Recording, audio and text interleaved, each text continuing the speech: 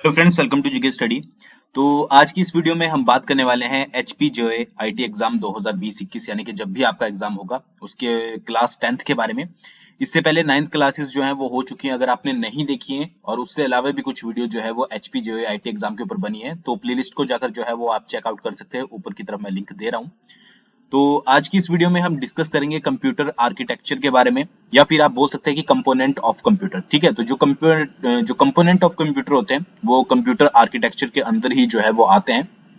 तो आज की वीडियो में जो है हम इसको रीड करेंगे। उससे पहले मैं एक बात आपको साफ क्लियर बता देता हूँ, जितने भी इंपॉर्टेंट चैप्टर है हम यहाँ पर सभी कवर करेंगे। अब उसमें से क्वेश्चन पूछा जाए चाहे नहीं पूछा जाए, बट हमारा काम ये है कि जो कंप्यूटर सिलेबस है उसको अच्छे से, जो पहले जो बेसिक कंप्यूटर सिलेबस है उसको अच्छे से कवर करना। बीच बीच में हम जो है वो एमसीक्यूज भी कवर करेंगे और साथ साथ वन लाइनर भी कवर करेंगे। ठीक है, तो कोशिश ये रहेगी कि आपको हर एक क्वेश्चन जो है वो आप तक पहुंचाया जाए। साथ ही साथ आपके लिए जो है वो टेस्ट सीरीज हम लेकर आए हैं। अगर आपने अभी तक ज्वाइन नहीं किया है तो आप जल्दी से जाइए उसको ज्वाइन कीजिए, ताकि आपको ये पता लग सके कि आपकी तैयारी जो है वो कितनी है, और जो टाइम पीरियड एग्जाम में मिलता है और जो पैटर्न आपका एग्जाम में आता है उसके अकॉर्डिंग आप जो है वो कितनी देर में जो है उस टेस्ट को दे पाओगे। तो इंग्लिश और हिंदी दोनों में जो है वो आपकी टेस्ट सीरीज है। 120 क्वेश्चन कंप्यूटर के हैं और बाकी 50 जो है वो आपके अदर के हैं। जो भी आपका जिस तरीके से आपका एचपीएसएससी ने पैटर्न बताया है सेम वैसा ही जो है वो बनाया गया है। डेमो टेस्ट जो है वो पहले दिया गया है, आप डेमो टेस्ट दीजिए। आपके पास कोई ये नहीं बोला गया है कि जबरदस्ती आप इस टेस्ट को परचेज कीजिए, पहले डेमो दीजिए, आपको लगता है तो उसके बाद आप परचेज कर सकते हैं। बस परचेज करते वक्त आपको कूपन कोड यूज करना है जीके स्टडी 50, जिससे आपको डायरेक्टली 50% का डिस्काउंट मिल जाएगा, यानी कि 150 रुपए में आपको जो है वो 20 मॉक टेस्ट मिल रहे हैं। ठीक है, तो जो भी इंटरेस्टेड है डिस्क्रिप्शन में मैंने लिंक दे दिया है, जाकर जो है वो ज्वाइन कर सकते हैं। चलिए शुरू करते हैं। सबसे पहले बात करते हैं कंप्यूटर आर्किटेक्चर। ठीक है, कंप्यूटर आर्किटेक्चर जो है वो क्या होता है। अगर इसकी डेफिनेशन की बात की जाए तो computer architecture is a set of rules and methods that describe the functionality, organization and implementation of computer system। अगर आप गूगल पर सर्च करोगे कंप्यूटर आर्किटेक्चर तो आपको बहुत सारी जो है वो डेफिनेशंस मिल जाएगी, बट मैं आपके लिए सबसे इजी लेकर आया हूं कि अगर सिंपल लैंग्वेज में बात करें कि कंप्यूटर आर्किटेक्चर क्या होता है, तो कंप्यूटर आर्किटेक्चर एक सेट होता है रूल्स और मेथड्स का, जो कि डिस्क्राइब करता है किसी भी कंप्यूटर सिस्टम की फंक्शनैलिटी, यानी कि वो किस तरह से फंक्शन करता है, उसकी ऑर्गेनाइजेशन की और उसकी इंप्लीमेंटेशन की। ठीक है, तो ये होता है आपका कंप्यूटर आर्किटेक्चर, यानी कि पूरा कंप्यूटर सिस्टम किस किस तरीके से वर्क करता है, क्या क्या उसकी ऑर्गेनाइजेशन होती है, यानी कि क्या क्या चीजें उसमें होती है। ठीक है, और किस तरह से उन चीजों को इंप्लीमेंट किया जाता है, ये पूरा जो होता है आपका कंप्यूटर आर्किटेक्चर होता है। ठीक है, यहाँ पर आप देख सकते हैं फॉर एग्जांपल इनपुट होता है, ठीक है, उसके बाद आपका सीपीयू होता है और उसके बाद आउटपुट होता है। तो यहाँ पर आपको एरो दिख रहे होंगे, तो किस तरह से ये वर्क करते हैं, कौन सा डाटा किस तरीके से जाता है, क्या इनके फंक्शंस होते हैं, किस तरह से ये पूरा आपका ये चार्ट है किस तरह से वर्क करता है, उस चीज को कंप्यूटर आर्किटेक्चर कहा जाता है। ठीक है, तो ये सिर्फ आपके कंफर्म मतलब आपको क्लियर करने के लिए, यहाँ पर आपके पास डेफिनेशन नहीं पूछी जाएगी एग्जाम में, बट अगर पूछी जाती है तो आपको जो है वो पूरी तरह से याद होगी। फिर नेक्स्ट है आपका the first computer architecture was introduced in. अब यहाँ पर मैंने 2 पॉइंट लिखे हैं क्योंकि इसमें बहुत ज्यादा कंफ्यूजन है और मैंने इसके ऊपर बहुत ज्यादा सर्च किया, बट फिर भी मुझे जो है वो दोनों ही चीजें जो है वो मिली हैं, तो मैंने दोनों यहाँ पर इंक्लूड किए है कि 1970 में जो है वो फर्स्ट आपका कंप्यूटर आर्किटेक्चर जो है वो अकॉर्डिंग टू आपकी बुक, जो आपकी अरिहंत वगैरह की बुक है उसके हिसाब से 1970 में जो है आपका पहला कंप्यूटर आर्किटेक्चर आया था। और अगर आप विकिपीडिया पर सर्च करोगे तो 1945 जो है वो वहां पर दिखाया गया है कि 1945 में जो है वो पहला आर्किटेक्चर इंट्रोड्यूस किया गया था। तो किसी ने अगर पीजीडीसीए वगैरह की है या फिर कोई कंप्यूटर इंजीनियरिंग का स्टूडेंट रहा है तो वो मुझे कमेंट करके बता सकता है। अगर उसको क्लियरली पता है कि इन दोनों में से जो है वो सही कौन सा है तो जरूर कमेंट करके बताइएगा, नहीं तो आपको दोनों ही याद रखने हैं। बाकी जिस हिसाब से आपके पास ऑप्शन आएंगे एग्जाम में उसके अकॉर्डिंग जो है वो आप टिक मार्क कर सकते हो। तो ये तो हो गया कंप्यूटर आर्किटेक्चर के बारे में, और ज्यादा जानने की आपको इसके बारे में जरूरत नहीं है। आगे बढ़ते हैं और बात करते हैं कि कंप्यूटर जो है वो किस तरह से फंक्शन करता है, यानी कि जब आप पूरी तरह से कंप्यूटर की जो फंक्शनैलिटी होती है वो किस तरह की होती है। सबसे पहले अगर स्टेप की बात करें, टेक इनपुट। ठीक है, कंप्यूटर क्या करता है, आपका इनपुट लेता है। The process of entering data and instruction into the computer system, उसको क्या कहा जाता है, इनपुट लेना। ठीक है, जो भी आपके इनपुट डिवाइसेस होते हैं जिसके बारे में हम आगे फर्दर बात करेंगे, उनसे आप जो है वो कंप्यूटर को इनपुट देते हो। फिर होता है आपका store data, saving data and instruction so that they are available for processing as and when required. ठीक है, स्टोर करना डाटा को ठीक है, और जब भी उसकी जरूरत हो उसको जो है वो प्रोसेस करना। और ये कौन सा स्टेप होता है? ये होता है आपका स्टोर डाटा। नेक्स्ट होता है आपका processing data, performing arithmetic, rithmetic and logical operations on data in order to convert them into useful information. ठीक है, जो भी आपका रिथमेटिक और लॉजिकल ऑपरेशंस होते हैं, ठीक है, वो आपके डाटा के ऊपर परफॉर्म करना, उसको बोला जाता है प्रोसेसिंग।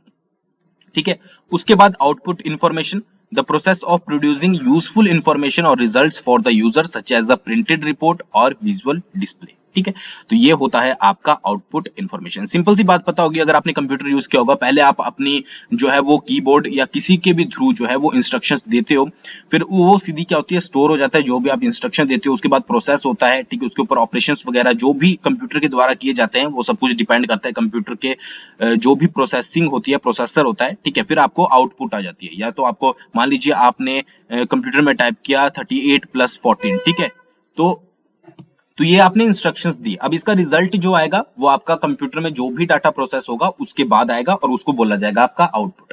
अब आउटपुट को आप प्रिंटिंग के थ्रू भी ले सकते हैं, और या फिर आपका जो डेस्कटॉप पर स्क्रीन पे दिख रहा है वो आपके पास आ जाएगा। ठीक है, नेक्स्ट होता है control the work flow, directs the manner and sequence in which all the above operation are performed. ठीक है, ये डायरेक्ट्स करता है और जो है वो सीक्वेंस में रखता है, जितने भी आपके ऊपर के जो भी दिए गए हैं वो ऑपरेशंस जो है वो परफॉर्म होते हैं। ठीक है, तो ये आपका सिंपल सी, इसमें से क्वेश्चन आपको कोई नहीं आने वाला है, इसमें से सिर्फ आपके अपनी नॉलेज के लिए जो है ये है कि किस तरह से जो है वो आपका कंप्यूटर फंक्शन करता है। ठीक है, चलिए आगे बढ़ते हैं, बात करते हैं कंपोनेंट के बारे में। ठीक है, कि जो आपका कंप्यूटर सिस्टम होता है उसमें कौन कौन से कंपोनेंट होते हैं। ठीक है, सबसे पहले आपका हो गया इनपुट, फिर सेकंड हो गया आपका सीपीयू, और थर्ड हो गया आपका आउटपुट। अब सीपीयू के अंदर जो है वो फर्दर आपके कुछ सब कंपोनेंट होते हैं। फॉर एग्जांपल आपका ALU arithmetic logical unit, second हो गया आपका सीयू कंट्रोल यूनिट, और थर्ड हो गया आपका एमयू यानी कि मेमोरी यूनिट। तो ये चार्ट जो है अगर आपका कंपोनेंट ऑफ कंप्यूटर्स आता है तो आपको याद रखना है। अब देखिए, इनमें से हम इनपुट नहीं पढ़ेंगे आज की वीडियो में और आउटपुट भी नहीं पढ़ेंगे, मैं बता दूंगा आपको क्या क्या होता है, बट मुझे नहीं लगता कि इसके बारे में ऐसा नहीं होगा कि किसी को ना पता हो, सभी को पता होता है और थोड़ा बहुत मैं आपको बता दूंगा। बट फिर भी अगर आपको लगता है कि डिटेल में आपको पढ़ना चाहिए तो आप मुझे कमेंट करके बता देना। आज की वीडियो में जो है हम कवर करेंगे एएलयू, सीयू क्या होते हैं, एमयू क्या होते हैं, और फिर इनको फर्दर डिवाइड, जो एमयू में जो आपकी प्राइमरी और सेकेंडरी होती है, ठीक है, उसको हम फर्दर अलग से वीडियो में डिस्क्राइब करेंगे। ठीक है, तो सबसे पहले बात करते हैं इनपुट की।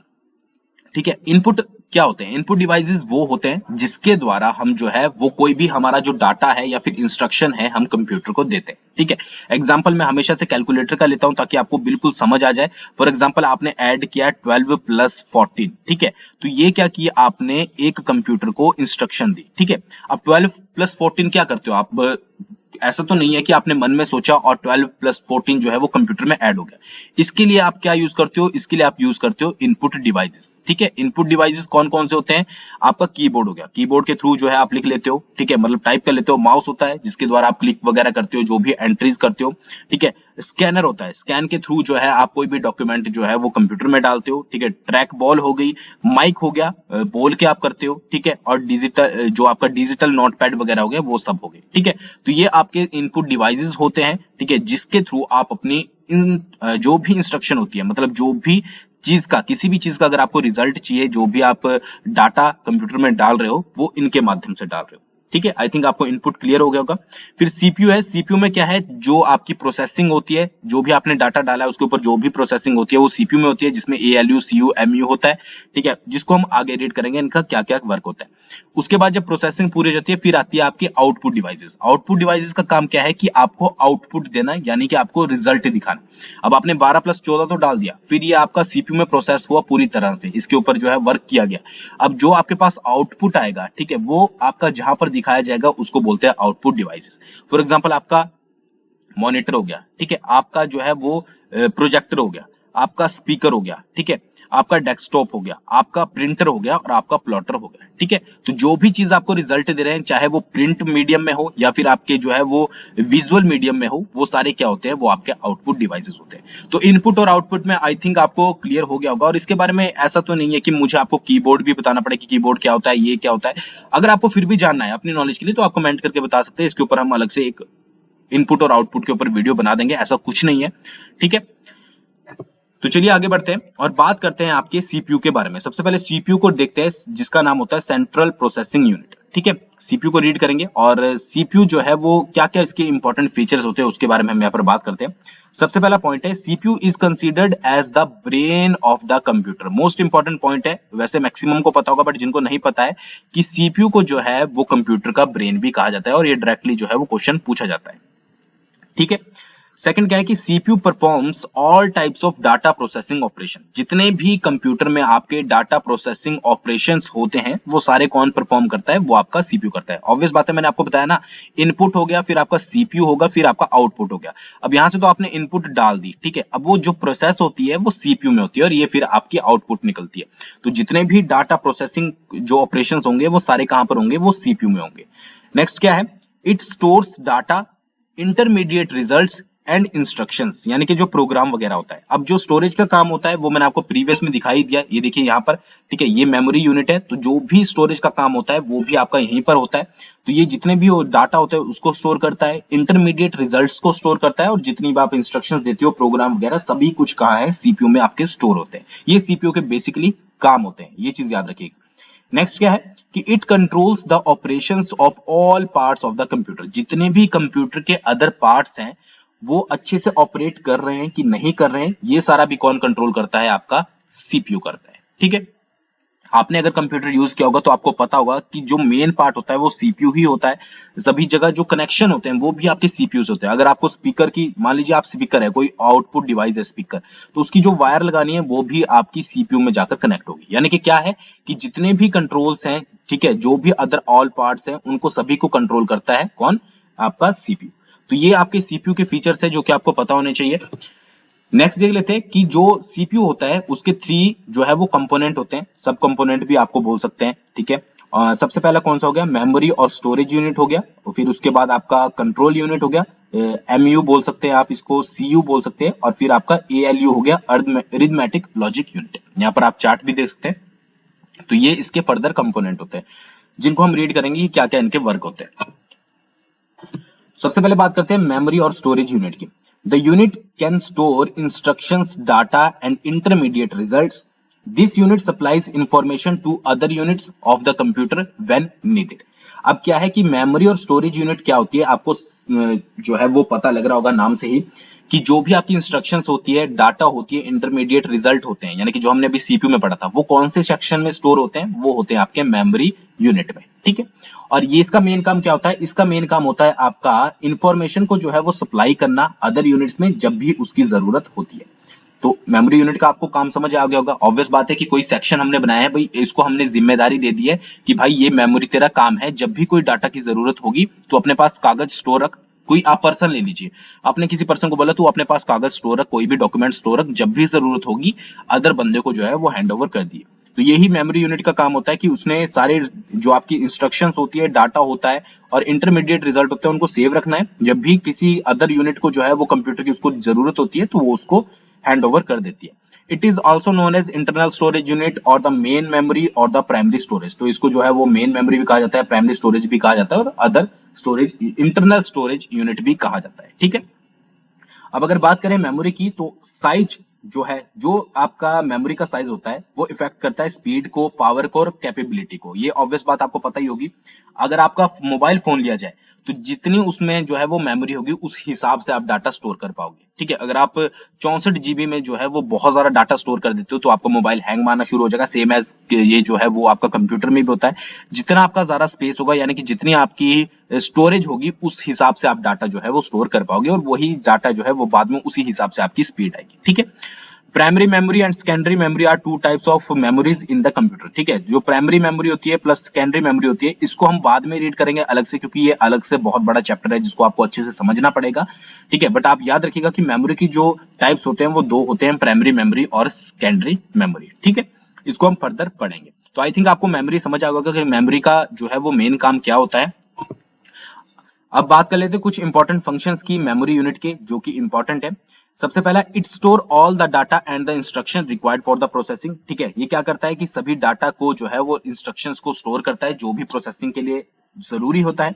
It store intermediate results of processing. I think आपको तो अब तक जो है वो अच्छे से याद हो गया होगा कि जो आपका डाटा हो गया, आपका इंस्ट्रक्शंस हो गया और इंटरमीडिएट रिजल्ट होता है, उनको ये स्टोर करता है।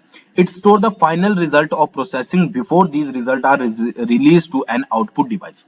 ठीक है, जो भी आपका फाइनल रिजल्ट होता है, ठीक है, इससे पहले कि वो आउटपुट डिवाइस के माध्यम से आप तक पहुंचे, उससे पहले जो है इसको स्टोर कर लिया जाता है, किसके द्वारा? मेमोरी यूनिट के द्वारा। All input and outputs are transmitted through the main memory. ठीक है जी। उसके बाद अगर आप इस वीडियो की पीडीएफ चाहते हैं तो डिस्क्रिप्शन में डिटेल दी गई है, वहां से जाकर आप चेकआउट कर सकते हैं।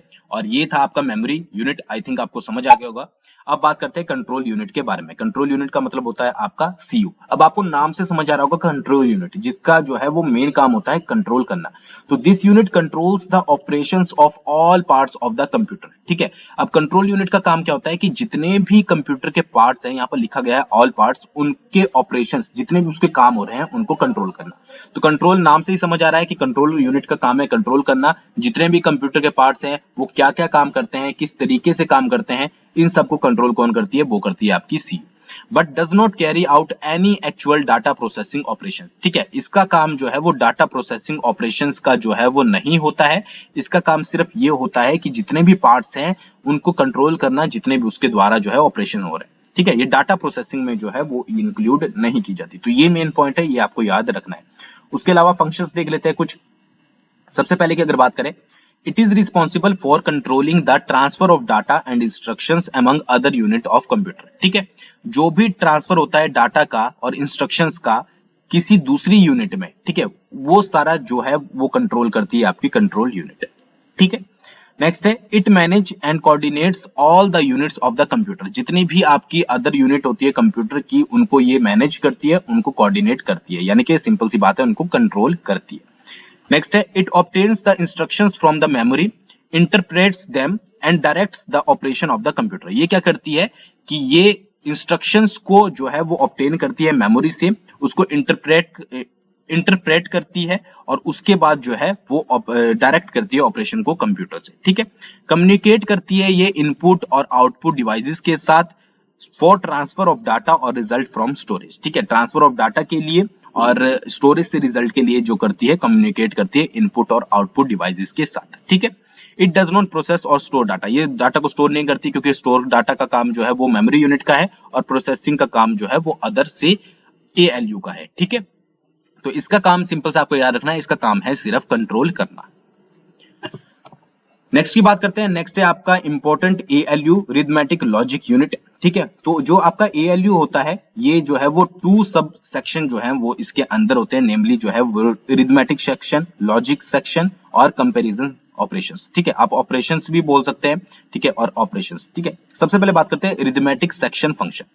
अब इसमें क्या होता है कि जो आपका रिथमेटिक सेक्शन फंक्शन होता है, उसका मेन काम जो होता है वो एडिशन, सब्सट्रैक्शन, मल्टीप्लिकेशन और डिवीजन करना होता है। ठीक है, यानी कि जो भी आपने डाटा दिया है, ठीक है, उसके ऊपर प्लस करना, माइनस करना, मल्टीप्लाई करना या डिवाइड करना, वो कौन करता है? वो करता है आपका रिथमेटिक जो आपके ऑपरेशंस होते हैं। ठीक है, एएलयू।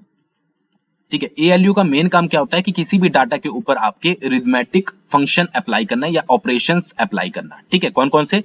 प्लस, माइनस, मल्टीप्लाई और डिवाइड। उसके बाद क्या होता है कि logic function, logic section function. अब एएलयू का दूसरा काम क्या हो गया? एएलयू का दूसरा काम होता है आपके पास लॉजिक ऑपरेशन। लॉजिक ऑपरेशन का मतलब क्या होता है कि जो आपका सिलेक्टिंग करना, मैचिंग करना, मर्जिंग करना डाटा की। ठीक है, कंपेयरिंग जो है वो अलग से आएगा। ठीक है, तो आपका जो एएलयू का जो सेकंड काम होता है वो होता है लॉजिक ऑपरेशन, जैसे कि मैचिंग, सिलेक्टिंग, मर्जिंग, किसी चीज को मर्ज करना, किसी चीज को सिलेक्ट करना, किसी चीज को मैच करना। ठीक है, उसके बाद बात करें कंपैरिजन ऑपरेशंस की। ठीक है, जैसे कि इक्वल टू। ठीक है, उसके बाद greater than, less than, greater than, equal to, less than and equal to. ये सभी कुछ किसके द्वारा परफॉर्म किए जाते हैं? ये किए जाते हैं आपके पास एएलयू के द्वारा। ठीक है, तो आई थिंक आपको समझ आ गया होगा कि सबसे पहले तो देखिए कि कोई भी आप डाटा अगर कंप्यूटर को दे रहे हो तो उसको स्टोर करेगी आपकी मेमोरी यूनिट। ठीक है, उसको कंट्रोल करेगी सीयू, कंट्रोल यूनिट, और उस पे जितने भी ऑपरेशन होंगे वो कौन करेगी? एएलयू। अब एएलयू में कौन कौन से ऑपरेशन होते हैं? एक होता है रिथमेटिक, यानी कि प्लस, माइनस, नेगेटिव, मतलब जो भी मल्टीप्लाई वगैरह। सेकंड होता है आपका लॉजिकल, जो कंपेयर मतलब कि कंपेयर नहीं, जो आपका जो आपका होता है मर्जिंग और मैचिंग वाला, ठीक है। उसके बाद जो होता है वो आपका कंपैरिजन वाला होता है, equal to, less, greater than, less than, ठीक है। तो ये तीनों किसके द्वारा परफॉर्म किए जाते हैं? एएलयू के द्वारा। सीयू का भी काम आपको पता लग गया, एमयू का भी आपको काम पता लग गया। तो ये थे आपके कंपोनेंट ऑफ कंप्यूटर, ठीक है। एक और साथ में आपको बूस्टर में देता जा रहा हूं जिसका नाम है रजिस्टर्स। रजिस्टर्स क्या होते हैं और किस लिए जो है वो यूज किए जाते हैं? तो रजिस्टर की अगर बात करें, these are use to quickly accept, store and transfer data and instruction that are being used immediately by the CPU, ठीक है। अगर आपको डाटा को क्विकली एक्सेप्ट करना है, स्टोर करना है और ट्रांसफर करना है तो उसके लिए यूज किए जाते हैं कंप्यूटर में रजिस्टर्स। तो कई बार ये डायरेक्टली क्वेश्चन आता है कि डाटा की क्विक स्टोरेज के लिए जो है इनमें से क्या यूज किया जाता है। ऑप्शन आ जाएंगे माइक्रो प्रोसेसर, रजिस्टर्स, या फिर एएलयू, या फिर अदर थिंग। तो आपका आंसर होगा रजिस्टर्स, ठीक है। फास्टेस्ट वे है ये for the system to manipulate data. Data को मैनिपुलेट करने के लिए फास्टेस्ट सिस्टम जो है वो रजिस्टर्स है। The number and size of registers vary from processor to processor. जो नंबर ऑफ साइज होते हैं रजिस्टर्स के वो वेरी करते हैं आपके प्रोसेसर टू प्रोसेसर पर, ठीक है। तो अगर आपसे कभी पूछ ले जाए कि क्विकली जो डाटा स्टोरेज के लिए या क्विकली डाटा ट्रांसफर के लिए जो है वो कंप्यूटर में क्या चीज यूज की जाती है, तो आपका आंसर होगा रजिस्टर्स। तो आई थिंक आपको आज की क्लास पसंद आई होगी। पसंद आई हो तो जरूर लाइक शेयर कीजिएगा, और बाकी कोई भी डाउट हो तो आप कमेंट करके बता सकते हैं। बहुत जल्द मिलेंगे क्लास 11 के साथ। थैंक्स फॉर वॉचिंग, देखने के लिए।